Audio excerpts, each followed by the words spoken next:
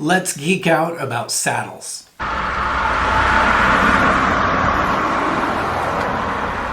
For years, it took me a long time to find the best saddle for me, and what we've got today is a collection of very specific saddles for cyclists.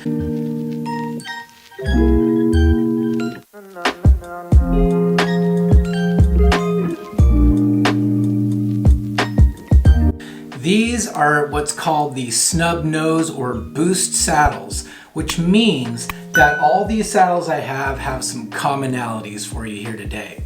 The first thing you're going to notice is all of these saddles' noses are both a little bit shorter and a little bit wider right here. The other thing you're going to notice is that each of these have a specific cutout for comfort.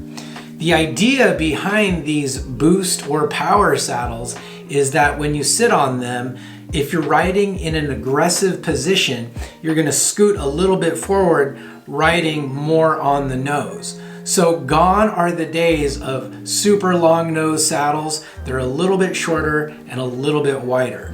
What does that feel like? It has a lot to do with comfort in an aero or aggressive position. Now, that does cause some specific problems. One of those being is measurement.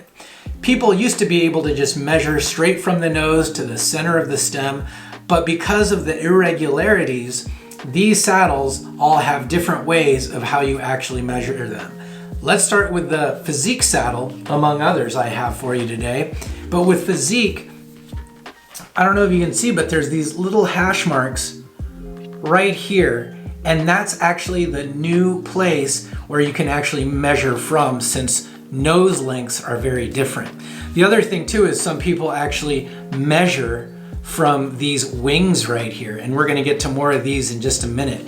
But these power saddles are a game changer for road cycling, and even for myself, I've used them in several gravel events. I went and I test rode each one of these saddles for a long period of time, and what I wanted to find out is how did they perform, how did they feel in different riding positions, both climbing, descending, and powering through on the flats. I went through each one, looked at the materials, the shape, and I even looked at the weight. And let's get started with each one.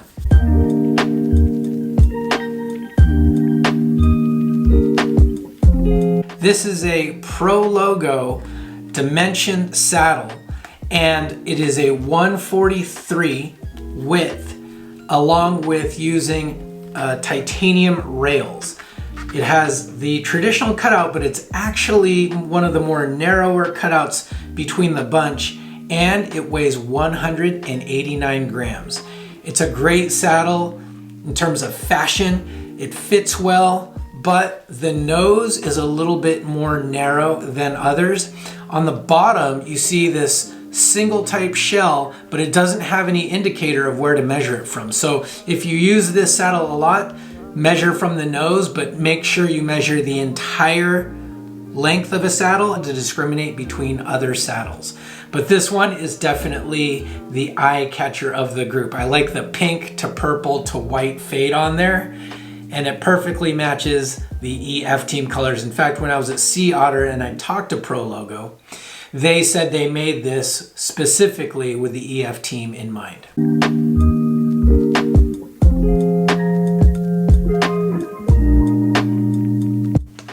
The next saddle is the Pro saddle, P-R-O. It is the subsidiary brand of Shimano. And with this saddle, this actually has one of the wider noses of the bunch. It also has the cutout with these little bridge points right here. This comes in at weighing 169 grams, so it's much more on the lighter side, and it is a 143 width. This is the Stealth model, which means that it actually has carbon rails, and I assume that's for weight savings. Shimano Pro makes some really good brands, and again, if you're doing a lot of riding towards the upper end of the saddle, this is the saddle for you. It's popular with time trialists, is popular with people who have aero bikes and just like to stay in the drops and go fast. And it's also popular with people who definitely like to creep up and creep up and creep up. Now, it doesn't give you a lot of real estate to move back and forth on the saddle.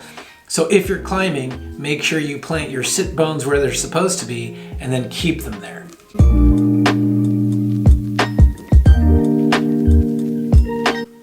This is the classic Selle Italia Flite saddle.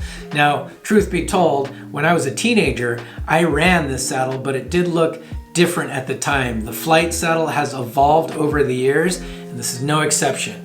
It has a perforated top, it has a longer cutout, and then the rails are titanium rails.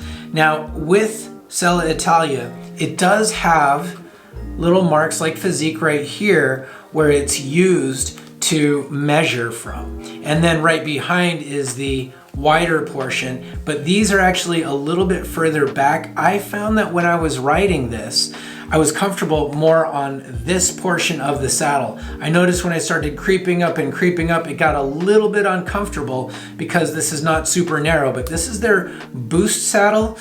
This particular one weighs 199 grams, just a shade under 200, and it's a 145 width. Pay attention to the width, as your sit bones are not the same as anybody else's.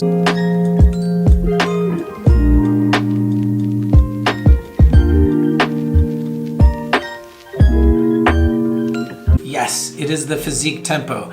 Now, this is the heaviest saddle of the group at 235 grams, but it feels like a Cadillac when you're on it because it's very comfortable. It actually, if you look at the side profile, it kind of scoops up, and then it is the best saddle for moving up and down, up and down. Now, this one is a little bit different. This has a width of 150 millimeters, so it's wider than everything else. And then the cool thing about it is it has these sort of flexible wings right here. So if you are riding on the edge at the widest part, these give a little bit in order to help absorb some of the bumps in the road. It's not a full-on suspension or shock absorber or anything like that, but it does help. I also noticed that of all the saddles, this has the most padding, but at the same time, if you want to get into the drops and drill it, this is a very comfy saddle. If you like moving around your saddle a lot, you like a lot of real estate, this would be the saddle for you.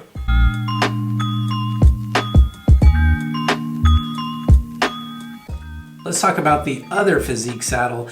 This one is called the Vento.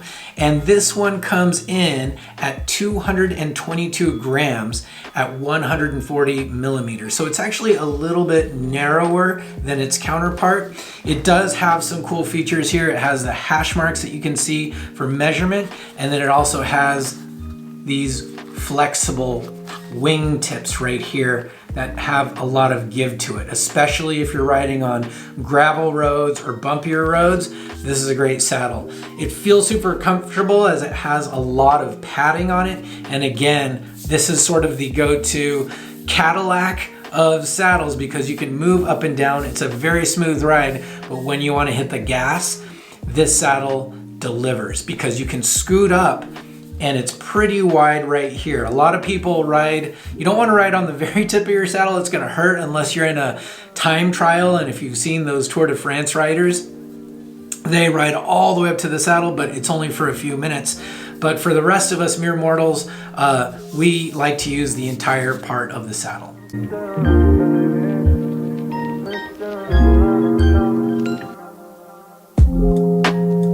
Last but not least, we have the raciest saddle around. This is the Selle Italia SLR. Couple things to notice that you can see right away. It has the largest cutout. So for people that like that channel relief area on their saddles, this is the largest cutout. It's also extremely stealthy. It's really more flat than anything, and then it has a slight rise where it's perforated. This is actually the lightest saddle of the bunch. It comes in at 166 grams. This thing is feathery light. It also has titanium rails. Again, it has the marks where you can use it to measure from. And then at the same time, this area is super stiff. It doesn't have a ton of padding, but once you actually break in the saddle, it'll feel just like your couch. So not a lot of real estate to move up and down, but this saddle is for people that want to go fast. And again, the channel is so wide that it relieves a ton of pressure. This is for you racers out there or people that regularly ride in an aggressive position. This is the saddle for you. So there you have it, some interesting saddles of the bunch. I think boost saddles are definitely part of the future of cycling, but at the same time, saddles are just like fine wine. It's all about the taste, it's all about the preference, and you have to find the right saddle that works for you. In my opinion, I don't think I'm gonna go anywhere near any other type of saddle except boost for the rest of my days. Mountain biking, road cycling, gravel cycling, I love these boost saddles, particularly the wide nose. It just feels like I have so much more room to position myself on the saddle itself. So if you have questions, let me know. What do you think of boost saddles? Do you like them? Do you not like them? Are they just a fad? Let me know in the comments. And also, if you're new to this channel, please hit subscribe and get the notifications for more. Until next time, stay Veloworthy.